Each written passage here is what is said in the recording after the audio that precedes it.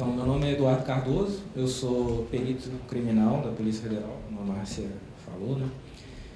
E trabalhei especificamente com perícia e avaliação de gêneros entre 2002 e 2006. E a partir de então comecei a me dedicar mais à minha área fim, que é engenharia química, então a área de química forense. A gente escolheu esse tema para falar para vocês um pouquinho, um panorama de como funciona a perícia e avaliação de gêneros dentro da Polícia Federal e demais áreas de atuação do grupo de perícias de meio ambiente, que envolve uma série de atividades relacionadas. E eu vou tentar fazer com esse assunto um link, por incrível que pareça, entre a atividade... Olá, professor.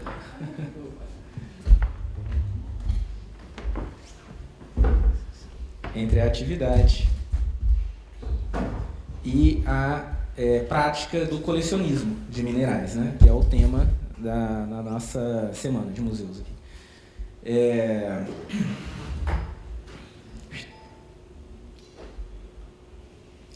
Certo. Passou vários uma vez.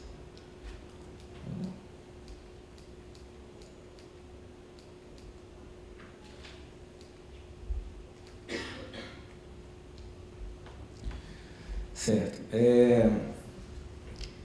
A primeira observação que eu vou fazer a vocês é um pedido de desculpa que a minha voz, eu estou tossindo com frequência, porque fui inventar de preparar a apresentação no Sereno, na última noite, aí minha voz está um pouco prejudicada, mas...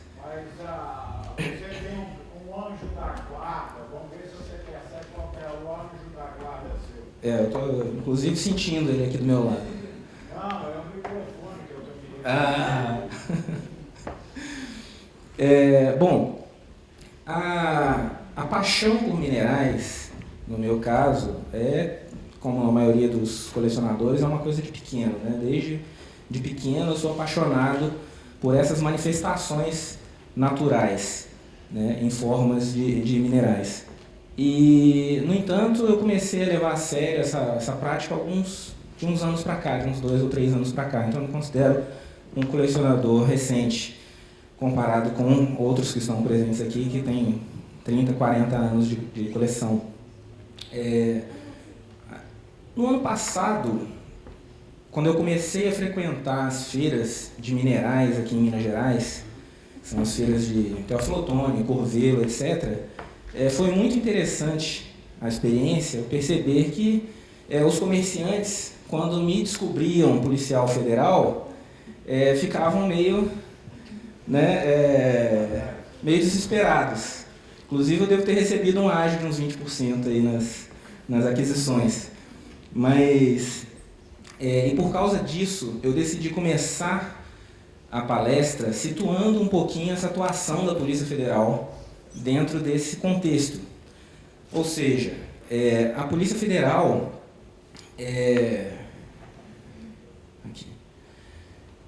ela destina-se a apurar infrações penais, prevenir e reprimir tráfico de entorpecentes e drogas, exercer as funções de polícia de fronteiras, né, marítima, aeroportuária, etc., e exercer funções de polícia judiciária. O que é a polícia judiciária? Seria a polícia investigativa. Assim como a polícia civil seria a polícia investigativa dos estados, a Polícia Federal seria a polícia judiciária ou investigativa da União. O que isso significa? Significa que nós não somos órgão fiscalizador, né? A Polícia Federal atua basicamente coletando vestígios, coletando fatos, para que o Ministério Público, que é titular da ação penal, possa oferecer a denúncia sobre um fato, muitas vezes denunciado por um cidadão, por um terceiro, pela própria iniciativa do poder público.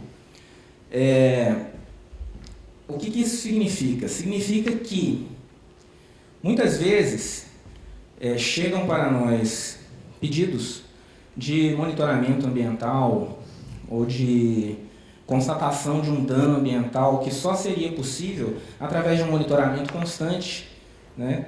E isso é fruto, eu acho, de uma confusão da atuação da finalidade do órgão, né? Então, a Polícia Federal ela atua basicamente, investigando, apurando esses crimes ambientais, né?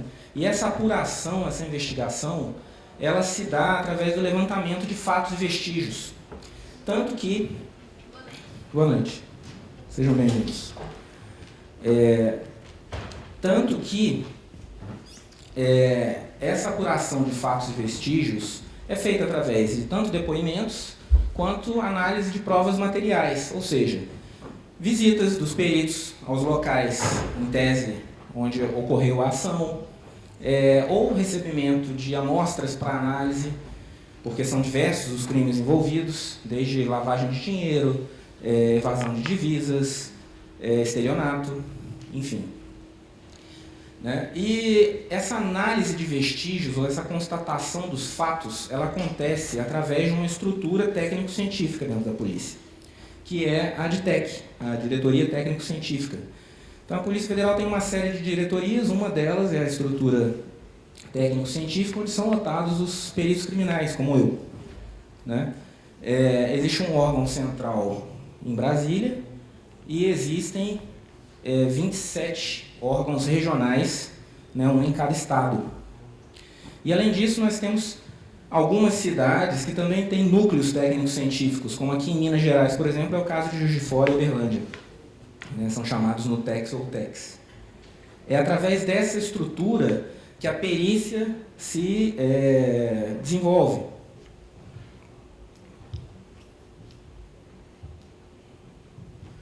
Então, esse é o Instituto Nacional de Criminalística, lá em Brasília, né? E a perícia ela se desenvolve nessas 17 áreas de conhecimento. O que são essas 17 áreas de conhecimento? São 17 provas específicas, para formações específicas. Por exemplo, a prova que eu prestei é chamada de área 6, que é Química, Farmácia, Engenharia Química e Química Industrial, né? Então, os profissionais são concursados, e eles não são nomeados pelo juiz ou pelas partes. Ou seja, ainda não existe, no momento em que a perícia levanta os fatos, o contraditório e a ampla defesa. Por causa disso, muitos questionam se a perícia ela deveria estar mais à frente no processo, né? Em tese, a perícia levanta fatos, analisa vestígios, e enrobustece a peça chamada inquérito policial, né? E esse inquérito policial, como o próprio nome diz, é um inquérito ainda, ou seja, um levantamento de fatos, né, que vai vir a subsidiar o Ministério Público para que ele ofereça ou não uma denúncia a respeito de um ilícito. Por isso, como o inquérito policial ele não é necessariamente acusatório, muitas vezes, ao longo de um processo, ao longo de um inquérito, você não tem o oferecimento da denúncia. Chega-se à conclusão que não existem vestígios ou não existem provas o suficiente para oferecer a denúncia contra o réu. Ou seja, o Ministério Público ele não leva à frente a ação, a denúncia, e o processo é arquivado. Então, a perícia ela se desenvolve dentro dos órgãos de perícia da Polícia Federal em uma série de áreas. Perícias de informática, química, audiovisual, eletrônica, contábeis, etc. Engenharia legal, que são obras públicas, malversação de dinheiro público, etc. E o que nos interessa é que é a perícia de crimes ambientais, né? Então, a perícia de crimes ambientais, ela tanto trata de crimes contra a flora, contra a fauna, extrações minerais irregulares, crimes contra o patrimônio histórico, artístico e natural, assim como também exames em pedras preciosas, gemas, né, tanto com objetivos de identificação, classificá-las e avaliá-las. E aí eu trago para vocês alguns artigos da Constituição que tratam desse tema, né, que são a base do nosso ordenamento legal hoje em dia, que são o artigo 176, que trata dos princípios gerais da atividade econômica. As jazidas, recursos minerais e potenciais, constituem propriedade distinta da do solo para efeito de exploração e aproveitamento e pertencem à União, garantida ao concessionário a propriedade do produto da lavra. Esse artigo é o responsável pela discussão que se levanta com a exploração, por exemplo, do pré-sal.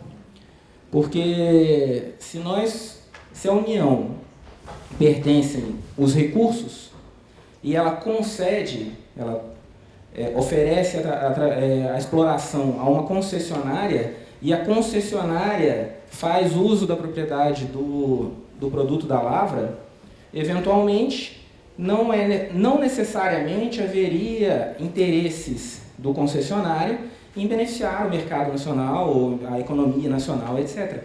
Se ele quiser, ele pode simplesmente exportar todo o produto.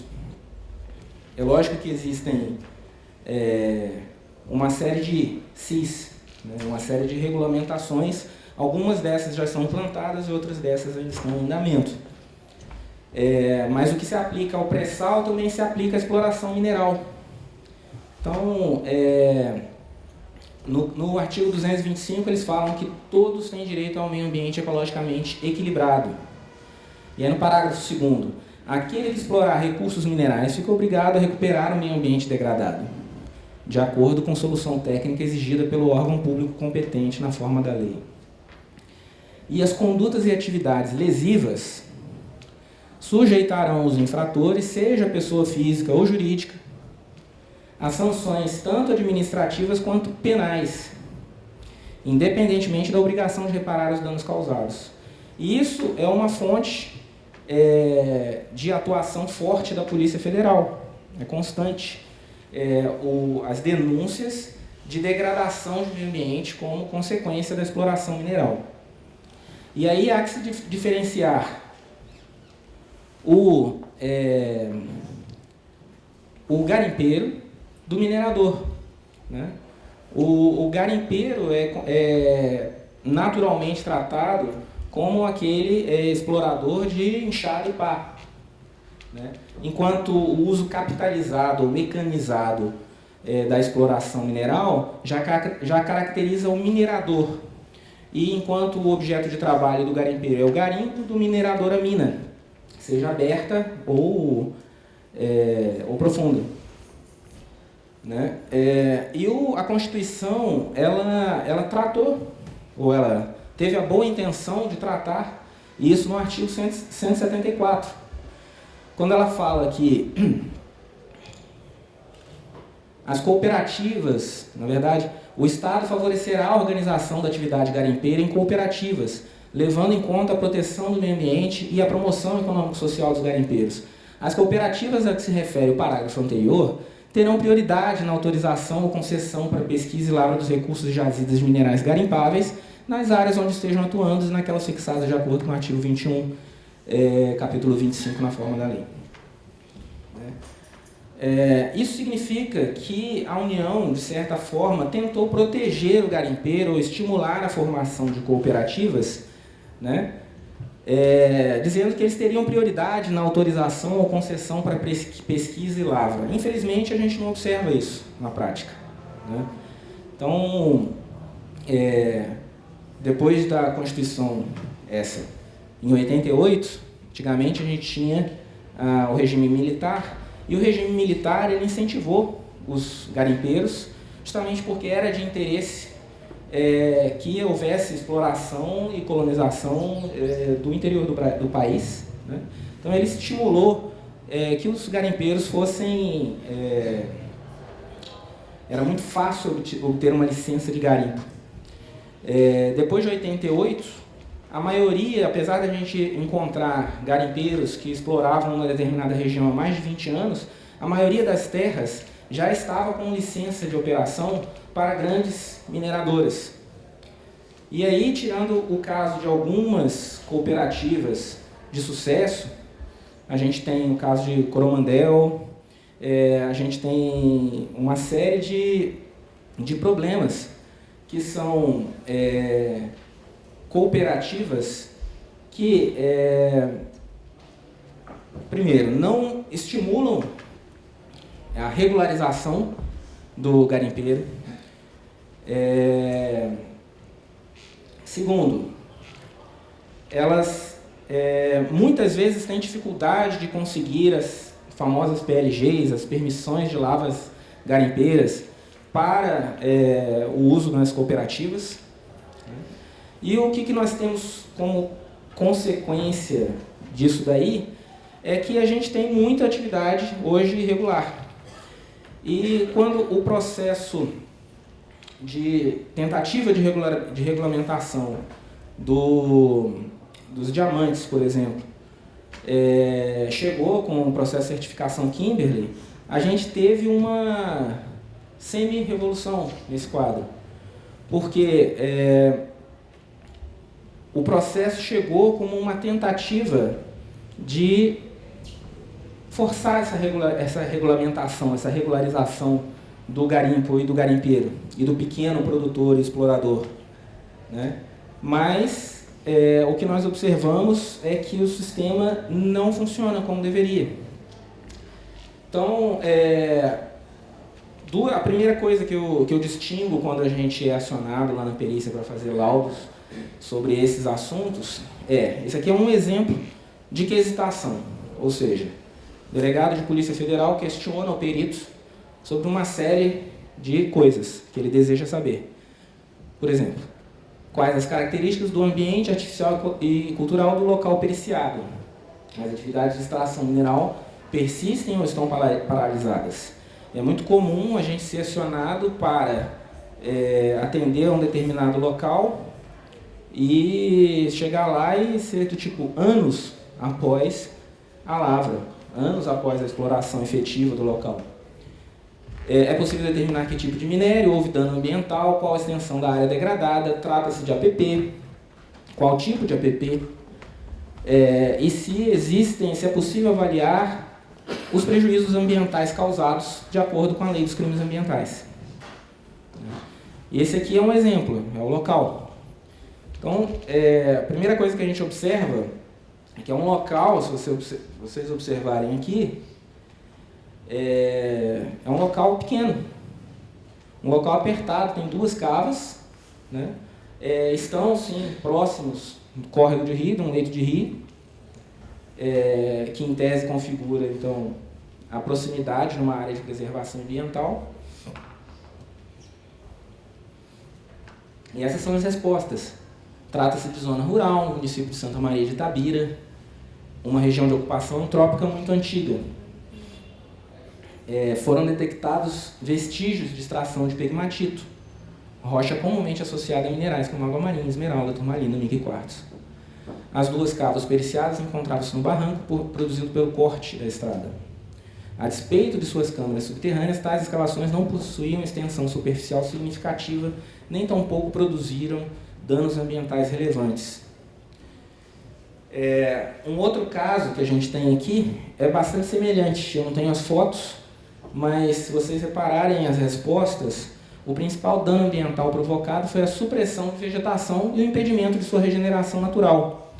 Conforme explicado, é importante ressaltar que qualquer empreendimento minerário causa dano ambiental, não engendrando necessariamente crime ambiental. Os procedimentos de licenciamento e função fiscalizatória por parte do poder público prestam-se justamente a adequar a atividade econômica ao impacto ambiental de consequências controladas. Onde que eu quero chegar com isso? É que é muito diferente a atividade do pequeno explorador da atividade de uma grande mineradora. É lógico que nós temos, é muito comum no cenário nacional a gente ter associações de garimpeiros, cooperativas, etc., e às vezes nós temos muitos garimpeiros explorando uma mesma região. E naturalmente o impacto é violento, como consequência também. Apesar de serem pequenos exploradores, nós temos também um impacto que deve ser levado em consideração.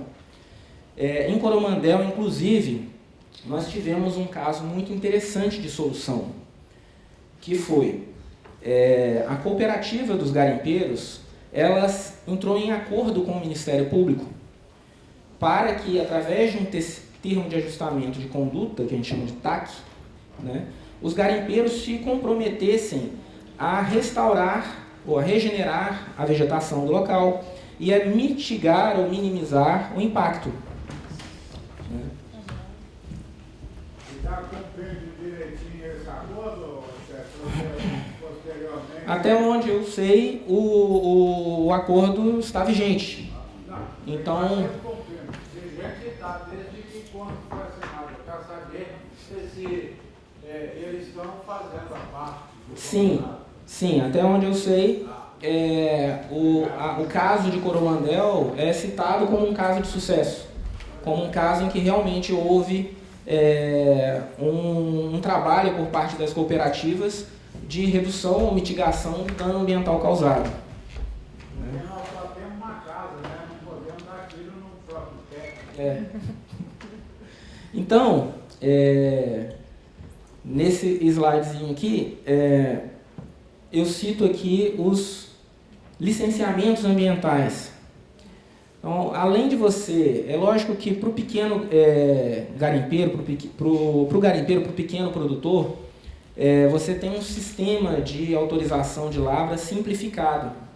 No entanto, dependendo do objeto de exploração, uma série de licenças são requeridas para que o produtor entre efetivamente em atividade. Então você tem aqui no caso de Minas Gerais a autorização da FEAM. Antes disso, a FEAM exige naturalmente um EIA e RIMA, um estudo de impacto e um relatório de mitigação. Se ele quiser cortar árvores, ele tem que entrar em contato com o IEF, Instituto Estadual de Florestas. Se alguma área for de proteção federal, ele vai ter que entrar em contato e conseguir autorização do IBAMA. Então, o que nós vemos nesse quadro aí? E agora eu falo como minha opinião pessoal. Vocês me desculpem porque sai a Polícia Federal, Eduardo Cardoso, opinião. Eu acho que o sistema é muito complexo, é muito burocrático. Todas essas medidas são necessárias. É necessário um estudo de impacto ambiental, é necessário um relatório de mitigação. Só que a gente sabe que a burocracia nesses diferentes órgãos, muitas vezes por falta de pessoal, por uma série de problemas pertinentes ao poder público brasileiro, muitas vezes demoram muito tempo. Então a gente tem pequenos produtores relatando que o prazo médio para conseguir uma licença de exploração chega a vários anos, o que é completamente inviável. Se bobear em vários anos, alguém entra na lavra que ele descobriu de forma irregular e toma o produto, né? Explora. Bom, além desses problemas de exploração mineral, degradação do meio ambiente, etc., nós temos dentro da Polícia Federal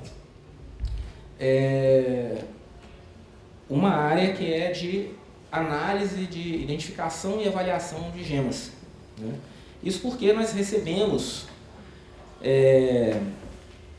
uma série de lotes, de amostras, etc., envolvidos em uma série de ilícitos, entre os quais lavagem de dinheiro, evasão de divisas, né? E somos acionados a identificar esses minerais e avaliar esses minerais. E quais os instrumentos de que nós nos servimos para avaliar esses minerais. Então a gente usa o sistema oficial, que é o Boletim Referencial de Preço de Diamantes e Gemas de Cor, que tem uma série de precauções. Por exemplo, ele só é aplicado a gemas de cor e a diamantes brutos ou lapidados. Né? Ele faz estimativas, ele não se coloca como um manual que vai ditar o preço, porque a gente sabe que o mercado é quem dita o preço, né? E aí muitas vezes o conhecimento de um geólogo experiente, de uma pessoa que tenha conhecimento de mercado nessas horas é muito importante. E a gente responde, principalmente nesses casos, a esse tipo de quesitos. Qual é a identificação do mineral? É um mineral natural ou sintético? A cor é natural ou sintética? e a gente avalia, ou coloca uma estimativa, se gema lapidada ou diamante. Dificilmente a gente recebe amostras de minerais brutos, que seriam interessantes aos colecionadores, né? Normalmente são amostras, lotes de gemas lapidadas, gemas de cor lapidadas, e diamantes tanto brutos quanto lapidados, sim, recebemos. Os principais crimes envolvidos são esses: lavagem de dinheiro, evasão, sonegação fiscal, estelionato. Estelionato que, inclusive, a princípio, não é competência da Polícia Federal, da Polícia Civil. Tem até um caso muito emblemático que é no caso de falsificação de papel moeda. A falsificação de papel moeda, se ela for uma falsificação grosseira, ela é considerada estelionato, ou seja, você enganou um terceiro. Se ela é uma falsificação de boa qualidade, ou seja, que seria aceito pela maioria de nós como autêntico, ela é considerada uma falsificação contra a moeda nacional. Falsificação contra a moeda nacional é um crime federal. O estelionato, o crime contra o terceiro, não. E aí entra a discussão.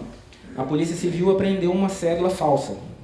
Como saber se a falsificação é grosseira ou não antes de periciar? Normalmente eles encaminham para a perícia da Polícia Federal. E aí fica a discussão, mas espera aí, como que vocês sabem que é nosso? Por que vocês não periciaram ela para descobrir se é um crime federal ou não? Então, para evitar esse tipo de discussão, foram firmados acordos, do tipo, não, todas vão ser feitas por nós. Então, podem encaminhar todas, para evitar esse tipo de discussão, porque a questão da competência, às vezes, gera esse tipo de problema, né? Então, a gente tem as avaliações dos lotes e a identificação dessas gemas, né? Muitas vezes, não são lotes que tem que passar por uma descontaminação antes. Então, esse casal aqui é famoso, eles já haviam entrado e saído do país várias vezes, mas em uma das vezes eles foram vistoriados pelo pessoal da Polícia Federal no aeroporto, estavam muito nervosos e entrevista para lá, entrevista para cá, acabaram decidindo fazer um raio-x e descobriram que eles estavam com material, diamantes no caso, né, sem certificado, Kimberley, sem nada, simplesmente saindo do país. Bom, e quanto aos métodos que nós usamos de identificação? São os métodos usados tradicionalmente pela comunidade científica, né? Então a gente tem refração, densidade, cor, né? Para minerais brutos também dureza, cor do traço, o hábito, a clivagem, etc. Né? E aí eu coloco aqui algumas imagens de como que é simples você, por exemplo, fazer um teste de dureza ou você fazer um teste de cor do traço. E tudo bem, a balança hidrostática é um pouco mais cara, né? Mas você também pode fazer a sua própria balança hidrostática, né? Ela foi inventada em 1864, se não me engano, pelo Philippe Joly. Então, a maioria dos equipamentos para uma perícia, para a identificação de uma gema, são muito simples. Por que eu estou fazendo questão de frisar isso? Que eu quero estimular as pessoas a procederem às suas próprias identificações.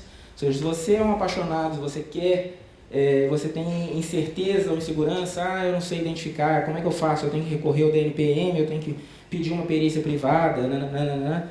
Não, você pode, com uma série de equipamentos não muito caros e acessíveis,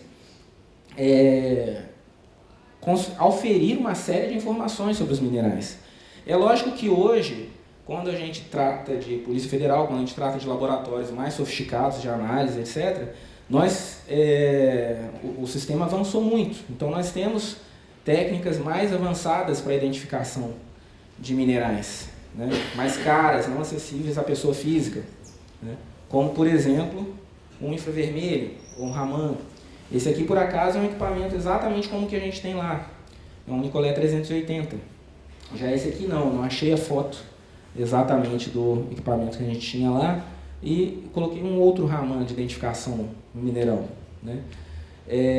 Temos também técnicas de fluorescência de raio-x, que usam... Aí você sabe o preço médio dele mais ou menos? Tem ideia? Depende do modelo. A gente tem um portátil. Eu acho que a faixa de preço é em torno de R$300 mil para um portátil. Um de bancada, como esse aqui, pode chegar a 600 mil. É um equipamento maior, mais ou menos desse tamanho. Esses equipamentos usam bases de dados espectroscópicas, né, para os 4.000 e poucos minerais conhecidos até hoje. E a gente usa essa base de dados chamada RUF, que é praticamente uma cooperativa da comunidade científica internacional de alimentar essa base de dados de forma que sempre que um mineral novo é descoberto, eles alimentam a base de dados.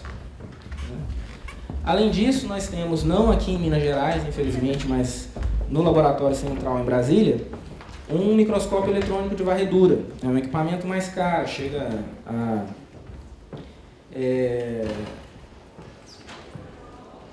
chegam a 1 bilhão e poucos... 1 milhão e 500 mil reais, aproximadamente. Além disso, nós temos os métodos de identificação, de avaliação, né, que se baseiam necessariamente nos que a gente chama de 4-6, né, que vem da terminologia americana, que é peso, pureza, cor e lapidação. No caso do diamante, assim como nas gemas de cor, né, existem uma série de parâmetros, tanto para a pureza do diamante lapidado, a cor do diamante você classifica, a lapidação, se ela é brilhante, se ela é gota, se ela é oval, e as proporções dessa lapidação. Existem proporções ideais que se busca no mercado, né? Existem equipamentos como, por exemplo, um proporcionoscópio, que auxiliam na busca desse perfil ideal, né? Também existe uma forma de proceder à avaliação que é através das Master Stones, as pedras mestre, que seriam pedras com as quais você pode, padrões com as quais você pode comparar as cores, as matizes, etc., da sua amostra questionada, né? E aí, entra nesse, já que a gente está falando de diamantes, entra nesse contexto aí o desenvolvimento do processo Kimberley, cuja função da Polícia Federal, no meio desse... Cada órgão recebeu uma função, né? A Polícia Federal está aqui na Justiça, no Ministério da Justiça, com a responsabilidade de combate ao contrabando e ao comércio ilegal. Então, nós participamos de uma série de ações fiscalizatórias do IBAMA, em conjunto com eles, e também uma série de outras ações ou operações que são muito comuns, né? As pessoas, a mídia acaba projetando muito essas ações da Polícia Federal, por exemplo, como a Operação Roosevelt, quando teve o caso lá em Rondônia dos conflitos entre os índios Cinta Larga e os garimpeiros, que resultaram na morte de 29 pessoas, né? Então a Polícia Federal foi chamada neste caso para restabelecer a ordem. Nós tivemos a Operação Carbono, que foi feita há alguns anos atrás, com o objetivo de identificar certificados Kimberley com informações falsas, que, para nossa surpresa, acabou se demonstrando uma prática muito comum, infelizmente, aqui no mercado nacional. Ou seja, nós temos um processo de certificação que passa por um funcionário do DNPM que muitas vezes não verifica se aquela lavra que ele está lá, ele checa no sistema, né? Se a PLG está ok, se ela existe, se ela está registrada, mas ele não checa, por exemplo, a capacidade produtiva daquela lavra, há quanto tempo ela foi inaugurada, se ela tem capacidade de, por exemplo, o cara entrou com um pedido de exportação de 6.000 quilates de diamantes de uma lavra que foi inaugurada há um mês. Então, assim, na região de Diamantina, que a gente sabe que é uma região empobrecida, que não tem mais capacidade produtiva para tanto, né? Então, a falta dessas verificações acabam gerando um certificado, um processo hoje de certificação de diamantes muito falho no território nacional. E apesar das informações da Polícia Federal indicarem que 90% desses diamantes são de fato de solo nacional, são de origem nacional, a gente não garante que muitos diamantes de regiões de conflito, para qual o processo foi criado, para evitar, né, os diamantes de sangue, etc., não estejam entrando no país e sendo legalizados com um monte de informações falsas. Né? Um exemplo. Né? Então, além disso, para terminar, eu vou falar um pouquinho de adulteração de gemas, que também é um tema bem complexo.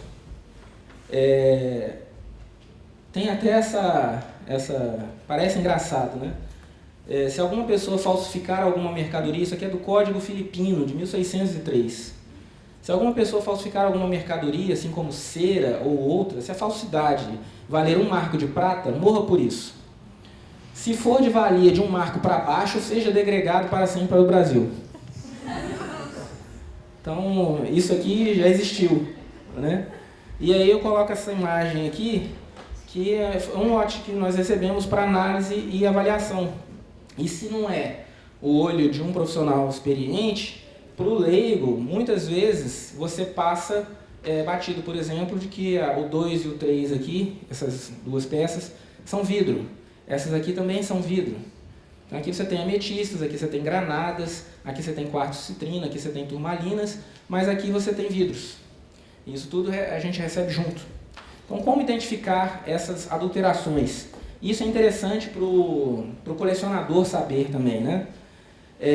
Existe uma série de formas de adulterações, né? Algumas são muito comuns já no mercado e criaram um ramo de mercado todo próprio, como, por exemplo, tratamento térmico ou a irradiação. E normalmente eles são conjugados, de forma a produzir resultados específicos.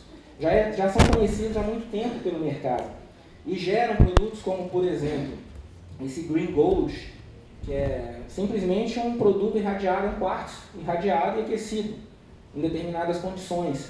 E existe todo um mercado para isso. Não existe nada de ilegal a princípio nisso, se você informa. Não, esse material aqui é um material irradiado. Né?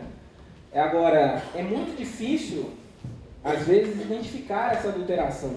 E se o mineral, ou se a amostra, é vendida como um mineral original.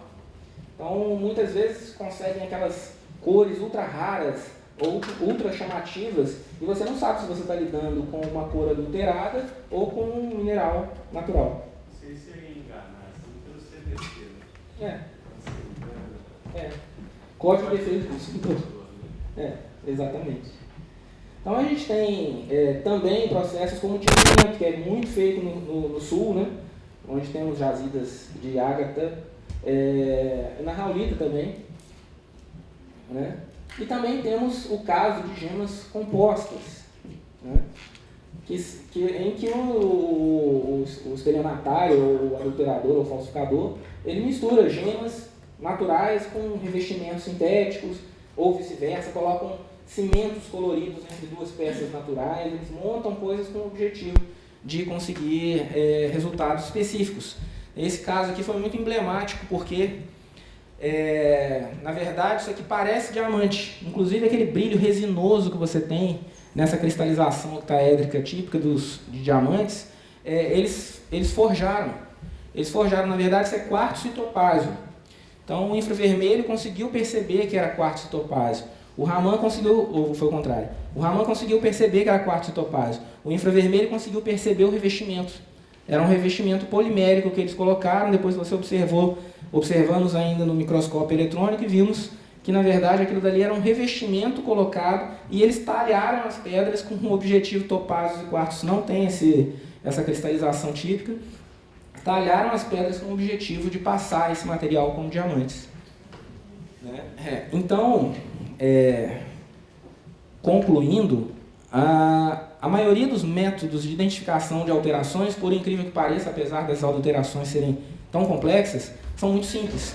Por exemplo, a gente consegue perceber em muitas amostras sintéticas a presença de cavidades esféricas e bolhas de ar, ou linhas de crescimento que às vezes são observadas em microscópio, quando os sujeitos, por exemplo, crescem um material, uma pera num forno, por exemplo, de uma siderúrgica ou de uma outra empresa, né, de base.